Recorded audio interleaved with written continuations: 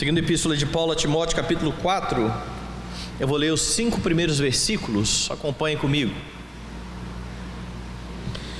Conjuro-te perante Deus e Cristo Jesus, que há de julgar vivos e mortos pela sua manifestação e pelo seu reino. Prega a palavra, insta, quer seja oportuno, quer não.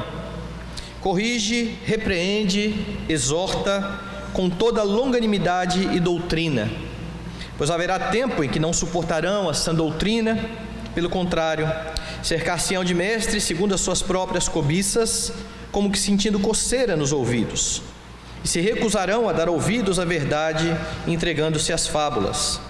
Tu, porém, sê sóbrio em todas as coisas, suporta as aflições, faz o trabalho de um evangelista, cumpre cabalmente o teu ministério. Vamos orar.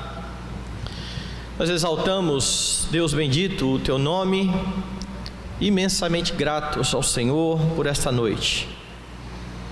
Gratos porque o Senhor certamente falará conosco por meio da tua palavra. Gratos porque podemos, por meio de Cristo, nos achegar ao Senhor, cantar louvores ao teu nome. Gratos por sermos aceitos na tua presença, gratos por cada irmão que se dispôs a estar aqui nessa noite.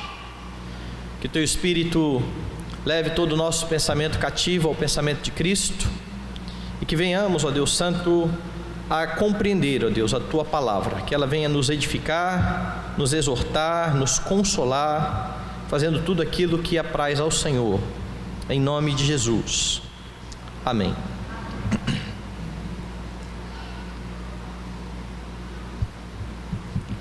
Você já deve ter notado a quantidade de celebridades que ano após ano vem declarando a sua pretensa fé no Senhor Jesus Cristo.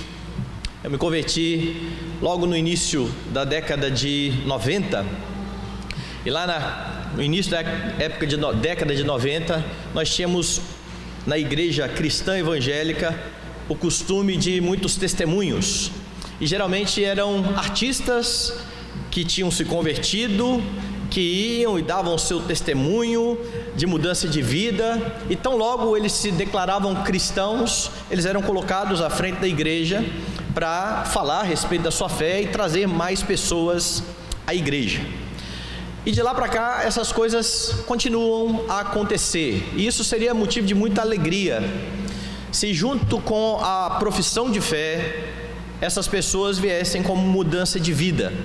E eu me lembro de uma atriz que disse ter se convertido e ao dar entrevista a um programa, ela disse que havia pousado numa revista masculina, pousado nua, e aquilo seria uma grande oportunidade, porque agora ela estava sendo convidada para dar entrevistas por conta disso, e ela podia então falar a respeito da sua fé.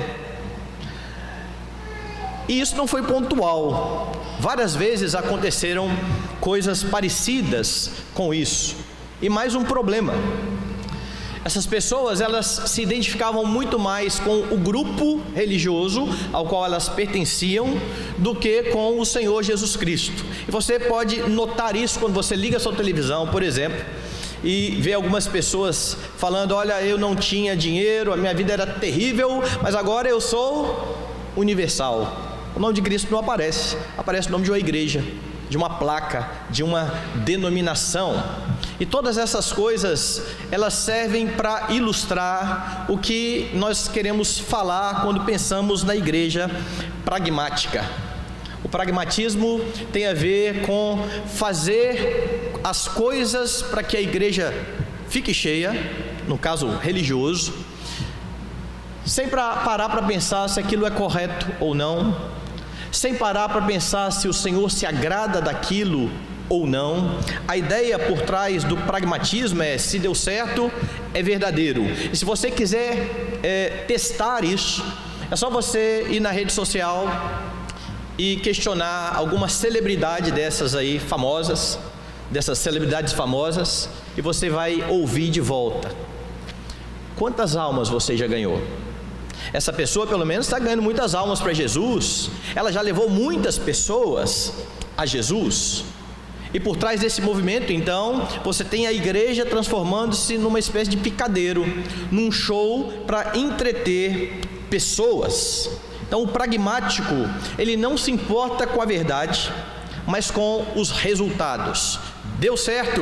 Então significa que Deus está apoiando a nossa igreja, isso significa que Deus está abençoando a obra, está abençoando o nosso trabalho. E é por isso então que é importante dar uma olhada no que a Escritura tem a dizer a respeito desse tipo de movimento que assola a igreja dos nossos dias. O lema da igreja pragmática é aquele que você escuta quando você faz as suas transações comerciais: o cliente tem sempre razão. Na verdade, a igreja pragmática é bem uma igreja ao gosto do freguês. Muitas denominações, elas têm se deixado influenciar por esse tipo de pensamento, por métodos que supostamente têm dado certo. E os métodos, eles são anunciados como: olha, faça isso e a sua igreja vai passar de 30 para 100 pessoas, de 100 para 200 pessoas, de 200 para 2.000 pessoas. E convenhamos, nós queremos ver a igreja crescer. Nós queremos ver pessoas vindo a Jesus Cristo. E se você tem pessoas anunciando uma fórmula que faz com que a igreja funcione de uma forma que atraia mais pessoas, isso parece muito tentador para muitos grupos. E aí então, na ânsia de trazer pessoas para as igrejas, os métodos são trazidos, absorvidos, colocados em prática, sem um questionamento sequer a respeito de o que é que a Escritura tem a dizer a respeito disso. Nós vamos abraçar esse método, nós vamos abraçar essa técnica, mas o que a Escritura fala a respeito disso? E essa atitude você vê de forma abundante no nosso país, mas ela não é original. Lá na década de 90, como eu fiz já a propaganda aqui da minha conversão nesse tempo, já na década de 90 as igrejas estudavam o livro Uma Igreja com Propósitos. E a ideia por trás da igreja com propósitos é exatamente fazer com que a sua igreja cresça. O líder desse movimento, e é um movimento grande nos Estados Unidos, um movimento chamado Sensível aos Interessados, vai dizer algumas coisas. Por exemplo, nesse livro do Rick Warren, ele divulga algumas ideias. Ele vai dizer que pregar o evangelho nos termos do incrédulo é necessário para que isso seja agradável e fácil, para que fique bem fácil de o incrédulo se tornar crente. E eles precisam ficar revendo os métodos sempre que isso começar a dar errado, sempre que as coisas começarem a desandar, ou sempre que os resultados não aparecerem. Para isso, então, ele ensina, abre aspas aqui: estabeleça um culto voltado intencionalmente ao objetivo de que os membros da igreja tragam seus amigos, e torne esse culto tão atraente, agradável e relevante ao sem igreja, que os membros da sua igreja ficarão ansiosos por compartilhar esse culto com os perdidos pelos quais se interessam. Vocês ouviram alguma menção ao nome de Jesus aqui? Estabeleça um culto, um bom culto, um culto agradável a pessoas que não creem em Deus. Deixe a sua igreja empolgada com esse culto, a ponto da igreja não ver a hora de compartilhar o culto. Olha, vá lá na minha igreja, tem um movimento bom, tem um culto bom, e por aí vai. John MacArthur, um crítico desse movimento, afirma que um dos gurus desse movimento aconselha inclusive a retirar do sermão as referências explícitas à Bíblia, além de ensinar que eles nunca devem pedir à congregação para abrir a Bíblia em algum texto específico. Por exemplo, abra a sua Bíblia em Filemon. Você vai na igreja e às vezes até os crentes ficam lá sem saber aonde fica. O que ele diz é o seguinte: se você pede a uma pessoa que está na igreja para abrir a escritura em algum texto, ela vai ficar perdida e isso vai ser desconfortável para ela. Então torne a experiência o menos desconfortável que você puder. Faça ela se sentir em casa. Recentemente eu ouvi de um amigo que uma igreja, e para tristeza minha e dos presbiterianos que aqui estão, foi uma igreja presbiteriana, no dia da ceia do Senhor, além de pão e vinho, era servido também uma uva, para aqueles que não eram membros da igreja, para os incrédulos. E isso tinha como objetivo fazer com que estes incrédulos se sentissem parte da igreja. Se você olhar a teologia por trás dos sacramentos, ela vai dizer exatamente que os sacramentos existem para fazer uma distinção entre quem é de Deus e quem não é de Deus. Então, quando você pega algo estabelecido por Deus como o sacramento da ceia do Senhor e manipula agora para que pessoas que deveriam de fato se sentir excluídas desse momento se sintam parte do grupo, a preocupação não é com a ceia do Senhor, a preocupação não é com a glória de Cristo, a preocupação é com as pessoas. Elas têm de se sentir bem em nosso meio. Para esse movimento, então, a quantidade de pessoas atraídas ao culto valida o método. Daí então eu falar, questione e você vai ouvir quantas pessoas você já ganhou para Jesus. Fulano de tal está lá evangelizando, fulano de tal está arrastando muitas pessoas para o Senhor Jesus Cristo. E então eles vão aderindo aos modismos. Nós vamos ver então aqui algumas ênfases desses grupos que tem como que é um desdobramento desse tipo de mentalidade da igreja que agrada ao freguês, da igreja pragmática, que faz tudo para que as pessoas venham para ela. Então, uma primeira característica é que esse pessoal pensa bastante na comodidade.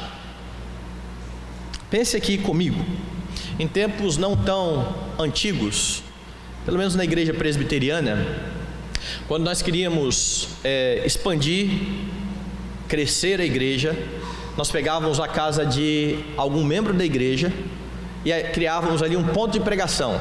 Então alguém falava, pastor, vamos abrir um ponto de pregação na minha casa, tem alguns vizinhos que eu já tenho falado do evangelho, eles estão interessados. E aí então toda semana iam os crentes ali na casa daquela pessoa, e aí o grupo começa a ficar um pouquinho maior, e dali então eles alugavam o espaço e estabeleciam uma congregação.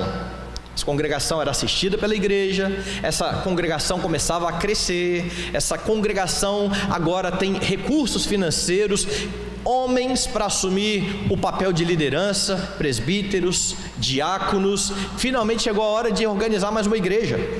Esse era o caminho natural de você organizar uma igreja, de pensar em uma nova igreja.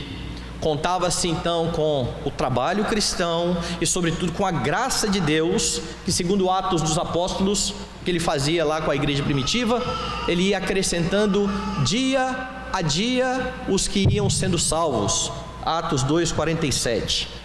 Era assim que nós fazíamos. Mas o que tem sido feito hoje? A igreja pragmática vai dizer, não, isso está ultrapassado, esse sistema está errado, isso aí funcionava lá atrás, nos nossos dias nós precisamos fazer de outra forma. Então a primeira coisa a ser feita, a começar um novo trabalho, organizar o local para que tudo funcione de forma perfeita. Não tem uma pessoa ainda que crê em Cristo, mas já tem bancos confortáveis, já tem ar-condicionado, já tem um ambiente gostoso, já tem uma banda muito bem afinada. E você fala, pastor, nós tivemos tudo isso essa noite. Nós estamos sentados em bancos confortáveis, nós temos ar-condicionado, a banda é boa, certo? Tirando o baterista, o resto é bom. Nós temos tudo isso. Qual é a diferença? A diferença é que o grupo faz destas coisas o atrativo da igreja, a ponto de um pastor famoso dizer que não há problema nenhum, por exemplo, de você colocar músicos não crentes para tocar na igreja. Se você está estabelecendo o louvor da igreja, para Deus tudo tem que ser melhor, você não vai pegar um irmãozinho piedoso que toca só dó e ré e sol. Você vai pegar alguém que toca muito bem, ainda que seja não crente. Não há problema nenhum em colocar um não crente para tocar. O que está por trás então de tudo isso?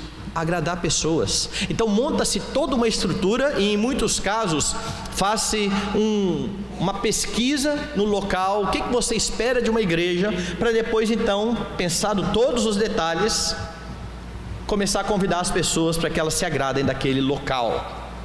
Eles começam então a tirar as coisas que lembram igreja, por exemplo, o nome igreja. Agora você arruma um nome descolado, porque chamar de igreja assusta, certo? E igreja é um nome que já está também ultrapassado. Tira o púlpito da igreja, que isso aqui é uma coisa muito formal, imponente, e você vai tirando todas as características que podem dar ao não crente que está interessado em ir na sua igreja uma impressão errada. Dia desses, alguém do nosso grupo de mocidade mandou uma propaganda de uma igreja que nem parece igreja, alguma coisa assim. E por que você iria a uma igreja que não parece igreja? Qual é o objetivo de você ir a uma igreja que não parece igreja? Então, climatização, banco, sistema de som, estacionamento, manobrista, tudo para que as pessoas se sintam bem, se sintam confortáveis ali no grupo. Daí então, aquela característica que eu falei de celebridades, que geralmente se identificam com o grupo, isso é algo natural. Afinal de contas, elas de fato se identificaram com isso. Por que você vai à sua igreja? Porque lá tem um grupo legal. Porque lá tem um grupo de pessoas que eu gosto de conviver. Não se fala na escritura, na palavra, na fidelidade. Essas coisas estão em segundo lugar. Então veja, comodidade. Um segundo aspecto, entretenimento. Entretenimento. Os cultos começam a aparecer com shows. O pastor, agora que já não tem púlpito, ele vai se comportar mais como um animador de auditório. Ele vai arrancar aplausos, ele vai fazer de tudo para cativar o seu público. Um dos pastores mais famosos, será que eu posso chamar de pastor dos nossos dias, é um que até os não crentes compartilham mensagens de um lado para o outro, porque são mensagens engraçadas, são piadas engraçadas. E se você falar que aquilo ali não tem nada a ver com o evangelho, de novo, você vai ser rotulado de fundamentalista, de xiita, de quadrado, e vão perguntar quantas pessoas você já ganhou para Jesus, porque ele está ganhando um monte de gente. É só você ver a quantidade de seguidores que ele tem na internet. Anos atrás, aqui em Vitória, saiu num jornal uma matéria especial sobre religião. E aí eu copiei na época, deve ter uns 6, 7 anos isso. Eu vou abrir aspas aqui de novo. Diz assim na matéria do jornal aqui de Vitória: para atrair os jovens, algumas igrejas estão inovando com cultos cada vez mais animados e eventos que são a cara da juventude, como boates, raves e até escola de samba, tudo regado a músicas cristãs. Jornal A Tribuna, aqui de Vitória, de anos atrás. Tinha inclusive nesse grupo, em um desses grupos, um ministério de aventuras, para quem gosta de rapel, para quem gosta de pular de bungee jump. Afinal de contas, essa é a cara do jovem. E o jornal falava a respeito da mudança que tem acontecido em muitas igrejas. E as igrejas de fato estavam lotadas de gente, cheias de gente. Eu me lembro que antes de eu vir para a igreja, na minha cidade, tinha um grupo que saiu de uma igreja batista, alguns rapazes que gostavam de pegar onda e se intitulavam Surfistas de Cristo. E começaram a ir para o grupo. E aí começou um grupo de surfistas. Com esse grupo de surfistas, que eram os rapazes mais descolados da cidade, né, da praia, ia um monte de menininha por causa dos surfistas. E aí começou a encher o lugar das menininhas que iam atrás dos surfistas. Qual o efeito disso aí? E um monte de rapazes que não tinha nada a ver com surf, que não gostavam de pegar onda, mas que gostavam de menininha. e que iam para o mesmo lugar atrás da menininha. E esse grupo ia enchendo, crescendo, e isso é uma bênção, diziam alguns. Veja quantas pessoas estão interessadas em Cristo. Não estão. Elas estão interessadas no movimento. É por isso que numa outra reportagem que eu vi sobre uma das igrejas que mais tem celebridades, o nome da igreja que foi dado é: essa é uma igreja point, uma igreja legal, uma igreja descolada, é o ponto de encontro da galera. Então essa é uma característica do pragmatismo. Nós queremos muitas pessoas aqui dentro, então nós vamos fazer o que elas gostam. Uma terceira característica: um evangelho light, ou um evangelho deturpado. E essa é a mudança ainda mais complicada de todas, porque o compromisso dos pregadores não é mais anunciar, como está lá em Atos 20, 27, todo desígnio de Deus. Não é esse o compromisso. O compromisso agora é distrair as pessoas e fazer com que elas voltem. Se você fala algo que desagrada, se você toca em algum assunto que vai deixar as pessoas desconfortáveis, isso pode trazer um efeito ruim. Então você faz uma análise da igreja, e aqui tem problema de muitas pessoas separando. Quais são os textos que você nunca vai abrir para pregar nessa igreja? Os textos que tratam de divórcio. Aqui tem muita gente que mente descaradamente. Você nunca vai mexer nesse tipo de tema, porque quando você começa a mexer nos temas que desperta algum tipo de desconforto, as pessoas tendem a sair daquele grupo. Então a função é distrair e fazer com que elas voltem. E a ideia é que as pessoas gostem das preleções, que começam então agora a massagear o ego. Tem um rapaz que tem agora falado algumas besteiras e que as pessoas têm compartilhado muito na internet, e que vive a falar que você é o ponto fraco de Deus. Não é bonito ouvir isso? Olha que bonito, é sério, eu sou o ponto fraco de Deus? E tem gente que acredita mesmo, e se sente até importante com tudo isso. Essa é a função. Um evangelho reduzido. Não é mencionado o pecado, não é mencionado o inferno, não é mencionada a ira de Deus. Dia desses a gente estava falando aqui num dos nossos estudos bíblicos a respeito disso, né?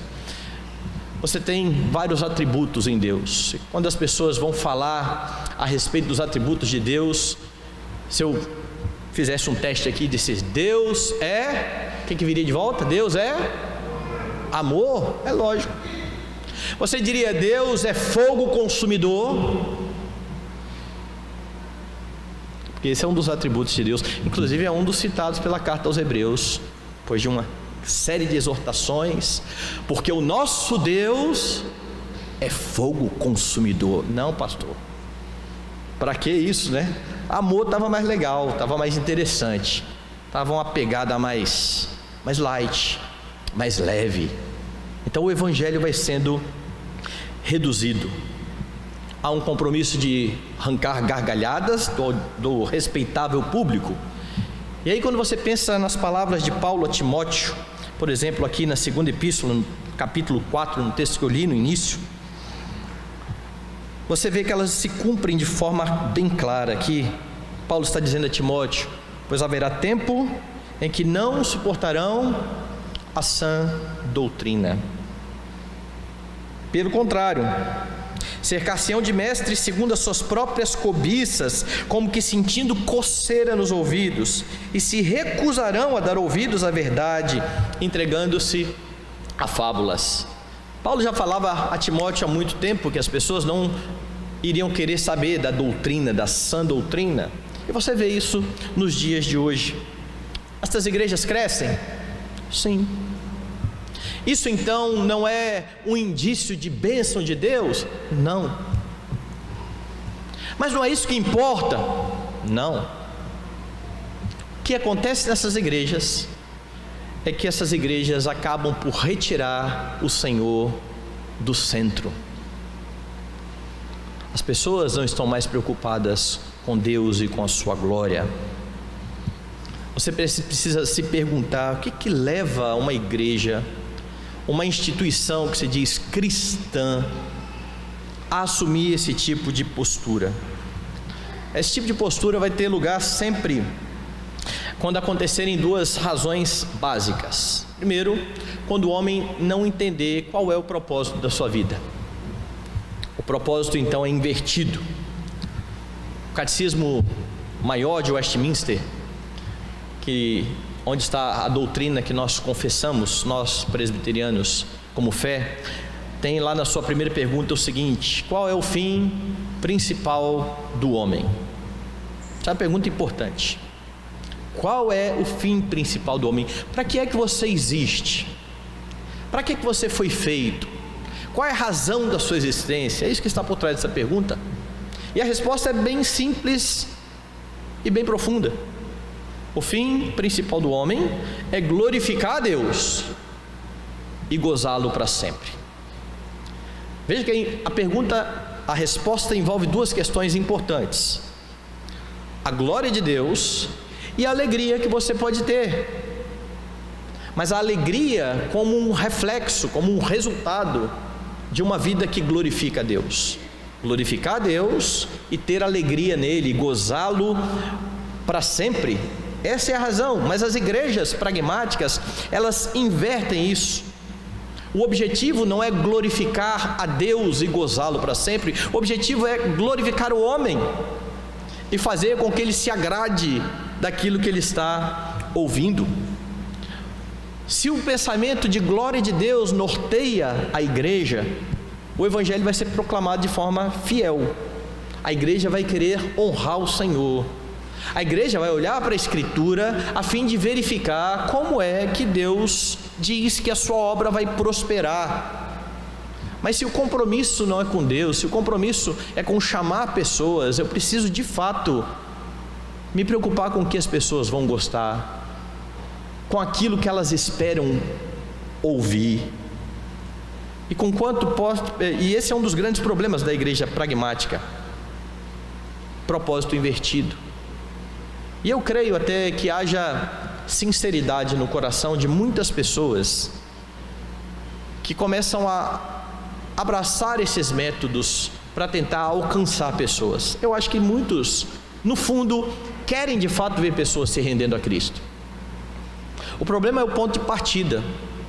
O problema é como eles pensam a respeito disso. O problema é desprezar o método que Deus escolheu para chamar pecadores ao arrependimento, que curiosamente Paulo chama de loucura da pregação. Esse é o grande problema.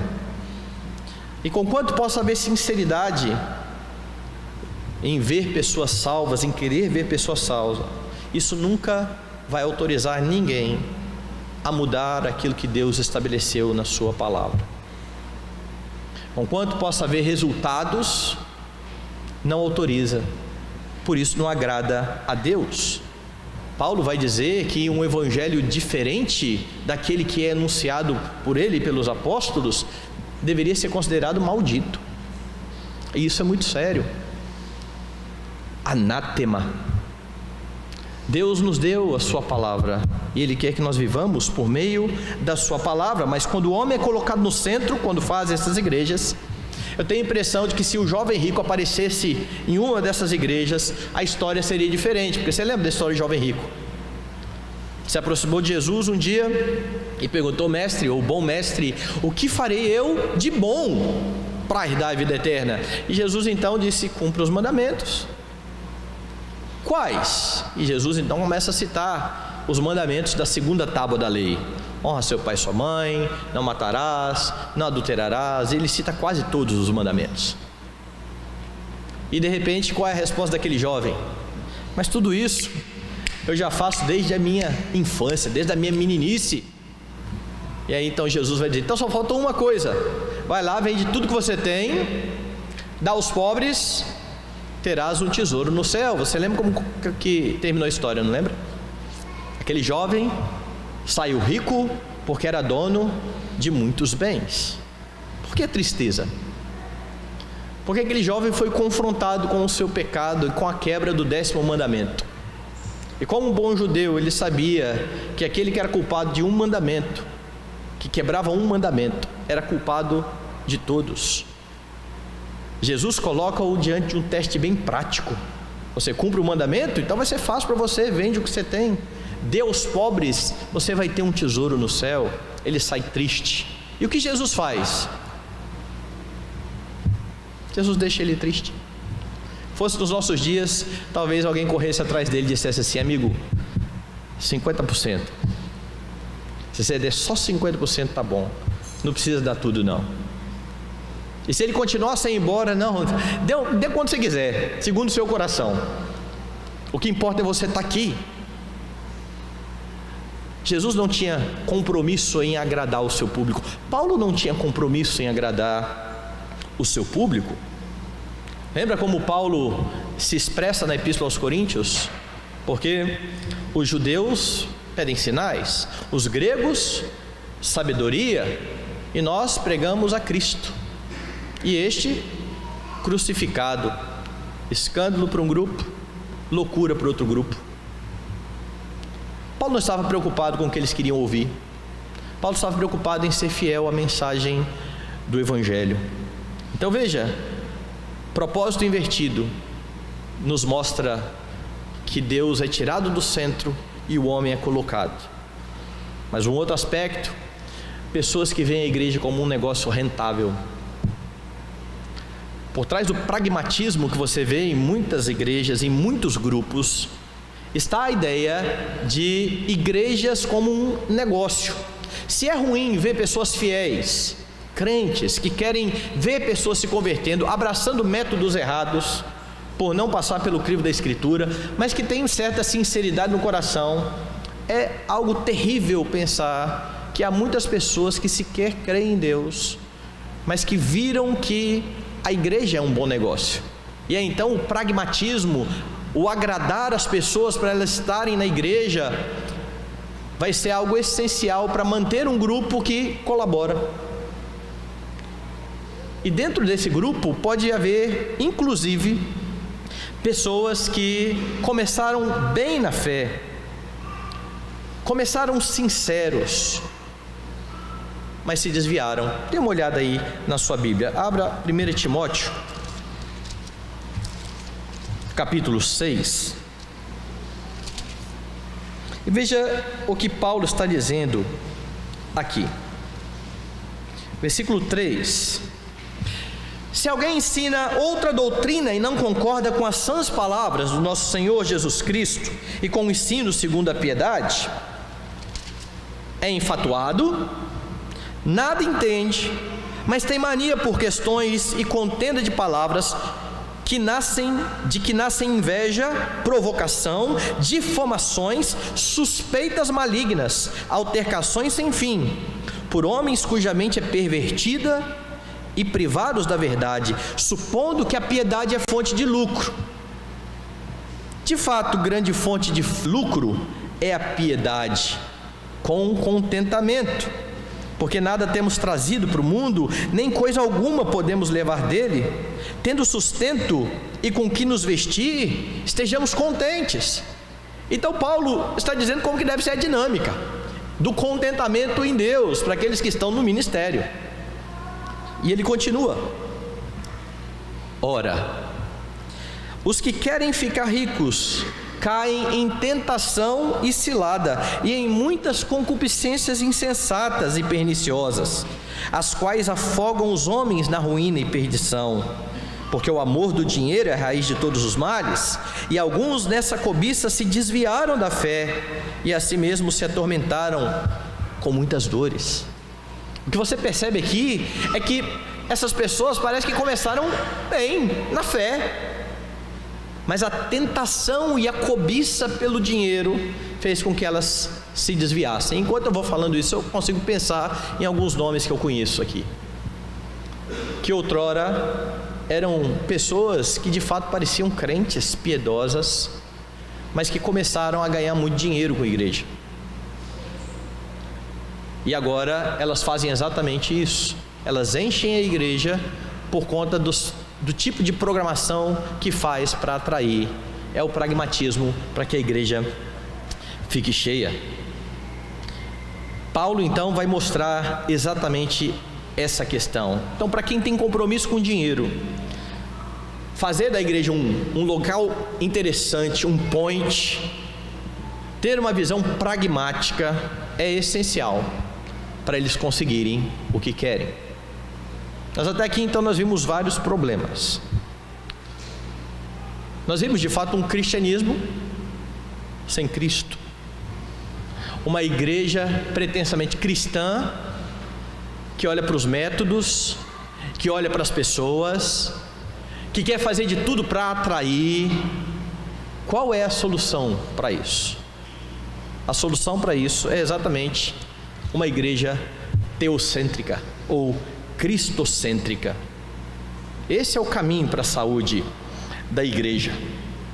Como eu disse, quando o Senhor é tirado do centro e o homem é colocado no centro, tudo gira em torno dele. Nós queremos agradá-lo, e é por isso que nós precisamos estar bem convictos daquilo que responderam os nossos irmãos lá no passado. O fim principal do homem é glorificar a Deus e gozá-lo para sempre. E esse é o fim principal do homem. Este é o fim principal da igreja, dos homens juntos, coletivamente, para adorar a Deus. É para isso que nós existimos. Vai lá em Romanos, no capítulo 11. E em Romanos capítulo 11, você vai ver que Paulo termina uma grande sessão onde ele expôs a forma como Deus soberanamente conduz pecadores ao arrependimento. Esse é o assunto de Paulo o tempo todo na Epístola aos Romanos. E ele termina então a partir do versículo 33 dizendo: ó profundidade da riqueza, tanto da sabedoria quanto do conhecimento de Deus, quão insondáveis são os seus juízos e quão inescrutáveis os seus caminhos. Quem, pois, conheceu a mente do Senhor? Ou quem foi seu conselheiro? Ou quem primeiro deu a ele para que ele venha a ser restituído? E então ele encerra dizendo: porque dele, e por meio dele, e para ele são todas as coisas. Glórias, pois, então, eternamente a ele. Amém. Essa é a mentalidade do apóstolo Paulo. Olhe para as Escrituras e você conhece alguém que evangelizou mais do que Paulo? Você conhece alguém que se dedicou tanto às missões como Paulo? Mas é esse mesmo Paulo que estava preocupado, por exemplo, ao escrever a Epístola aos Romanos, em chegar até a Espanha, e é por isso que ele escreve essa epístola e menciona dizendo: olha, eu pretendo ir até Roma quando eu estiver indo para a Espanha, e eu pretendo que vocês me enviem para lá. Paulo estava precisando de ajuda, como bom missionário que era, para que a igreja então o conduzisse até a Espanha. E Paulo então expõe na Epístola aos Romanos qual é a sua convicção a respeito de como o Senhor salva. Lembre como que ele começa a Epístola aos Romanos, lá no capítulo 1: porque eu não me envergonho do Evangelho. O Evangelho é o poder de Deus para a salvação de todo o que crê, primeiro do judeu e também do grego, visto que a justiça de Deus se revela no Evangelho, de fé em fé, como está escrito: o justo viverá pela fé. E é isso que vai dar todo o tom da carta aos Romanos. Paulo quer proclamar a salvação porque Deus não está sendo glorificado. Ele tem preocupação com os homens? Tem. Você vai chegar lá no capítulo 9 e vai ver Paulo dizendo: eu tenho tristeza no coração pelos meus compatriotas, pelos judeus. Eles não estão crendo, sendo que tudo pertence a eles, as alianças, a lei, tudo veio deles. Eu tenho dor no coração. Paulo tinha preocupação com as pessoas? Lógico que tinha. Mas a preocupação primeira dele não era: os meus compatriotas estão se perdendo. A preocupação primeira é: Deus não está sendo glorificado, Deus não está sendo exaltado. E era isso que dava o tom da pregação de Paulo.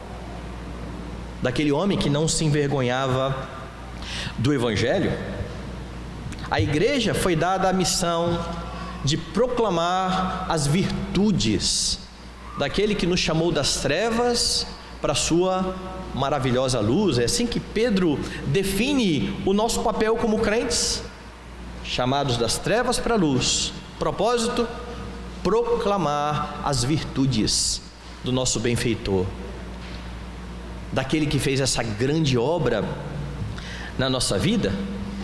E se a igreja tem como objetivo principal a glória de Deus, ela pode cumprir a sua tarefa firmada nos seguintes princípios. O primeiro deles: submissão às Escrituras. Nós vamos ouvir bastante sobre isso hoje e amanhã, e eu espero que você saia com a cabeça encharcada dessa verdade. A igreja precisa viver submissa à palavra de Deus. Nós vivemos citando isso, nós, igreja evangélica.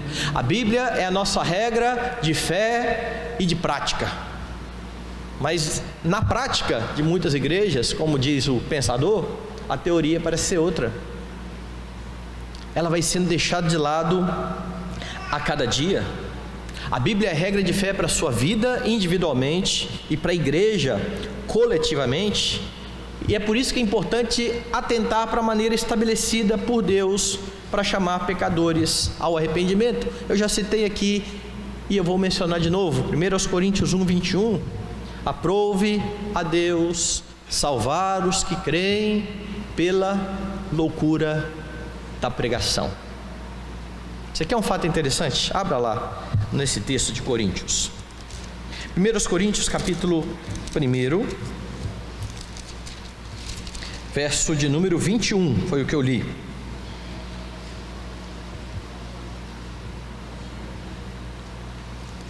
Certo?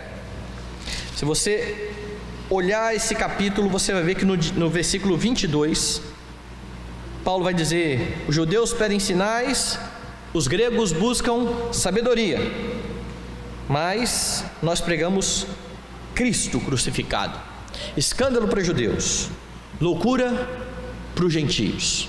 Dois públicos diferentes, um público querendo sinais, um público querendo palavras de sabedoria, e Paulo falando o quê? Eu vou pregar Cristo. Se você for do capítulo 1 em diante, dá uma olhada em quantas vezes aparece o nome de Cristo aqui. Capítulo 1, verso 1. Paulo, chamado pela vontade de Deus para ser apóstolo de Jesus Cristo. Verso 2. A igreja de Deus que está em Corinto, aos santificados em Cristo Jesus, chamados para ser santos com todos os que em todo lugar invocam o nome do nosso Senhor Jesus Cristo, Senhor deles e nosso. Graça e paz a vós outros e paz, da parte de Deus nosso Pai e do Senhor Jesus Cristo. Esse povo queria saber de Cristo? Não, eles queriam saber de sinal, maravilha, sabedoria.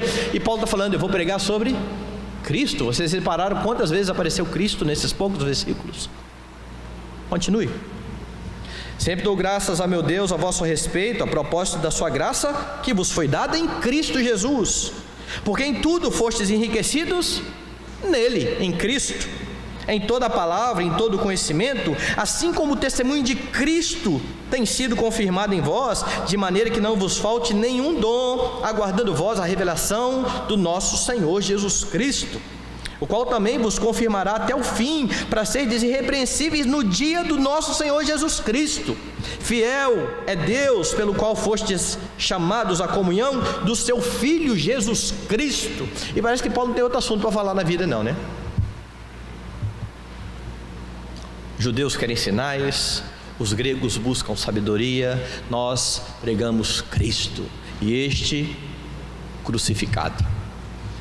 E se a igreja quer seguir o cronograma e a forma de Deus em salvar pela loucura da pregação, é isso que a igreja precisa fazer. Nós precisamos ser submissos à Escritura. É este mesmo Paulo que vai dizer: porque a fé vem pela pregação, a pregação pela palavra de Cristo. Como é que você vai atrair pessoas a Cristo? Não é climatizando o ambiente, tendo bancos confortáveis, uma boa música. É pelo Evangelho. Poder de Deus para a salvação do que crê. Esse é o método de Deus. Quando Paulo diz isso, então, ele está seguindo aquilo que Jesus ordenou. Ele chama os seus discípulos e vai dizer que agora eles precisam ir pelo mundo, pregar o evangelho a toda criatura, ensinando todas as coisas que ele estava dizendo a eles. Foi essa a ordenança do Senhor Jesus Cristo. Então, se a maneira que Deus estabeleceu para chamar pecadores ao arrependimento é a proclamação da palavra, você precisa estar ciente de um segundo princípio a ser seguido. O primeiro é a submissão à Escritura. O segundo, nós precisamos ser fiéis quando nós proclamamos a Escritura. E fidelidade na proclamação da Escritura é muito mais do que simplesmente citar versículos bíblicos. Porque tem muita gente que cita versículos bíblicos e aplica errado. Ou vocês nunca viram igrejas inteiras sendo massageadas no seu ego e sendo ensinadas a fazer massagem no seu próprio ego, dizendo: você precisa se amar mais. Porque lá no texto bíblico está dizendo isso. Você ama o outro como você se ama. Se você não se ama, você não tem condições de amar o outro. Então se ame. O texto bíblico foi citado. Amanhã a gente vai falar um pouquinho sobre isso, sobre a autoajuda, a igreja terapêutica.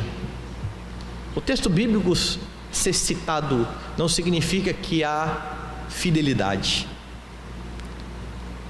A Bíblia precisa ser pregada com fidelidade. A exposição precisa ser fiel. E na teologia reformada, quando a exposição é fiel, não é o pregador quem fala, é o próprio Cristo quem fala à sua igreja. Daí a seriedade de expor a Escritura de forma séria, tal como Deus nos entregou, nos revelou. Fidelidade na proclamação. Dê uma olhada aí de novo na primeira epístola aos Coríntios, segunda epístola a Timóteo, capítulo 4, o texto que eu li no início. Veja o que Paulo está dizendo: conjuro-te perante Deus e Cristo Jesus, que há de julgar vivos e mortos pela sua manifestação e pelo seu reino, prega a palavra, insta, quer seja oportuno, quer não, corrige, repreende, exorta com toda longanimidade e doutrina. Você quer o conteúdo da proclamação da igreja? Está aí, a sã doutrina, palavra que muitos arrepiam quase os cabelos nos nossos dias, como se fosse algo ruim, enquanto a Escritura o tempo todo fala da sã doutrina, da doutrina de Jesus que maravilhava os seus ouvintes. É com isso que Paulo então está preocupado. A igreja iria se cercar de falsos mestres para ouvir o que eles queriam, e Paulo falou assim: você fala o que convém à sã doutrina. Você não vai falar o que as pessoas querem ouvir, você vai falar aquilo que o Senhor estabeleceu, aquilo que Deus revelou em sua palavra. Mantenha-se fiel, Timóteo. Paulo então exorta Timóteo a ter a atitude que ele mesmo tinha. Os judeus querem sinais, os gregos sabedoria. Eles vão se cercar de pessoas que falam o que eles querem ouvir. Eu vou pregar a Cristo e este crucificado. O terceiro princípio: dependência do Senhor. A igreja não vai crescer por causa dos métodos. A igreja vai crescer por conta da fidelidade na proclamação. E se esse foi o método, Deus é quem vai atrair os seus por meio da pregação fiel. É curioso que não nos foi dada a missão de encher a igreja. Não nos foi dada a missão de converter pessoas. Nos foi dada a missão de ser fiéis. Só tem um que pode converter corações e convencer pessoas: o próprio Deus. E Ele faz isso na pessoa do Deus Espírito. É o Espírito Santo que quebranta o coração do pecador, que o traz ao arrependimento por meio da Escritura, por meio da palavra. E se nós temos tantas pessoas que estão cedendo a métodos e sedentos por alcançar cada dia mais métodos, que não estão nem um pouquinho se importando em fazer as coisas de forma pragmática, é porque no fundo essas pessoas não creem no poder do Evangelho, que Paulo disse ser poderoso, que Paulo disse ser o poder de Deus para a salvação do que crê. Nós precisamos estar convictos, e à medida em que estivermos convictos disso, meus irmãos, nós não iremos negociar o Evangelho. Com isso eu não estou dizendo que você não precisa estudar, que você não precisa se preparar, que você não precisa articular bem o que você fala. Não isso, você precisa de tudo isso. Você não pode confiar nisso tudo, porque, ao que me consta, o maior pregador que já pisou nessa terra foi o Senhor Jesus Cristo. Em uma das ocasiões em que ele pregou, as pessoas se retiraram e foram se retirando, e de repente só ficou o grupinho pequenininho dele. E talvez fôssemos nós ali, assim, ainda bem que ficou vocês, ainda bem que eu não estou sozinho, olha, graças a Deus vocês perseveraram. A palavra de Jesus para eles foi qual? E vocês não querem ir embora também não? Lembra da resposta de Pedro? Senhor, para quem iremos? Só tu tens as palavras da vida eterna. Não tem para onde ir, não tem ninguém que fala o que o Senhor fala. Jesus não está preocupado se eles vão embora ou não. Jesus está preocupado em ser fiel à proclamação. E é assim que você precisa se portar. É por isso que Paulo então está dizendo no versículo 5 aqui para Timóteo: tu porém sê sóbrio em todas as coisas, suporta as aflições, faze o trabalho de um evangelista, cumpre cabalmente o teu ministério. Porque diante de um público que ia querer ouvir outras coisas, ia ser muito tentador a Timóteo não ser fiel à palavra. Mantenha-se fiel. E Paulo pode dizer isso porque ele sabia que Timóteo, desde pequeno, tinha sido instruído nas sagradas letras que podiam torná-lo sábio para a salvação em Jesus Cristo. Meus irmãos, a igreja depende do Senhor Jesus Cristo, e é por meio da palavra que, segundo Paulo, aqui mesmo na Epístola a Timóteo, diz que é útil para o ensino, para a repreensão, para a correção, para a educação na justiça, a fim de que o homem seja perfeito e perfeitamente habilitado para toda boa obra, é que Deus chamará o seu povo, congregará o seu povo. Você não precisa se preocupar em encher a sua igreja. Você não precisa ficar queimando a sua cabeça e os seus neurônios em como é que você vai tornar a sua igreja mais atraente. Você precisa confiar em Deus e ser fiel na pregação da palavra, e nos posicionar firmemente contra os erros dos nossos dias, porque a mentalidade politicamente correta dos nossos dias quase que impõe a você não falar que essas coisas estão erradas. Vai que tá, né? Eu vou criar confusão se eu falar que está errado. E é interessante porque você vê pessoas mudando de igreja o tempo todo, mas elas mudam de igreja por causa daquilo que o coração deseja. Eu vou para aquela igreja lá porque tem uma música melhor, eu vou para aquela igreja lá porque eles não pegam tão pesado na disciplina, eu vou para a igreja lá porque lá tem um grupo mais interessante, eu vou para a igreja de cá porque aqui tem mais criança e os meus filhos precisam de criança. E não, eu vou sair da igreja ou eu vou para a igreja tal porque ali a pregação é fiel, porque ali Cristo é exaltado, porque ali Cristo é o centro, porque estas são as razões, e elas não são pragmáticas, elas são corretas. É assim que o Senhor é exaltado. A igreja então não pode sucumbir à mentalidade de que para salvar pecadores vale tudo, porque não vale. O maior interessado em salvar o seu povo é o Senhor. E Ele em momento nenhum negociou a sua palavra. Esteja convicto disso. Verifique aí no seu coração se você não é um daqueles que em nome da salvação dos perdidos acha que não tem problema dar uma negociadazinha na palavra. Eu ouvi recentemente isso de um pastor, dizendo que não ligava para isso não, deixa eles pregarem, o que importa é que Jesus está sendo pregado. E aí eu fui então conversar com ele e disse assim: irmão, eu acho que não é isso que está falando ali não. Paulo não está falando do conteúdo do evangelho, porque a aplicação foi a seguinte: você está preocupado se o camarada está pregando heresia ou não? Deixa ele pregar e Deus salva. A preocupação de Paulo ali era com a motivação. Tem uns que pregam pela razão correta, tem uns que pregam pela razão errada. O que importa? Importa é que Cristo está sendo exaltado, e Ele vai salvar pela pregação, ainda que o coração do homem que está pregando queira glória para ele. Não tenha dúvida de que Deus pode salvar pela pregação de homens que querem glória para si mesmos.